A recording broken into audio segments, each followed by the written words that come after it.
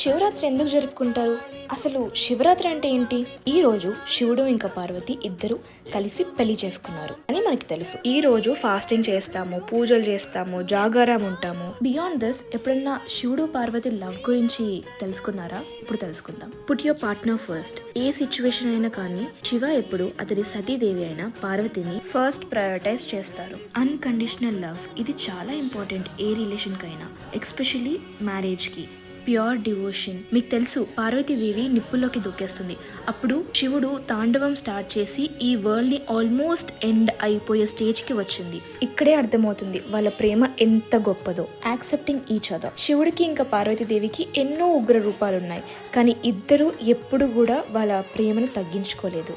So ఒకళ్ళు కోపంలో ఉన్నప్పుడు ఒకళ్ళు తగ్గి ఉండి, ఒకళ్ళు బాధలో ఉన్నప్పుడు ఇంకొకరు ఓదారుస్తూ, ఇలా చెప్పుకుంటా పోతే ఇంకా చాలానే ఉన్నాయి. నాకు తెలిసిందైతే ఇవే. ఇంకేమన్నా మీకు తెలిస్తే కమెంట్ చేయండి. హర హర మహాదేవ్.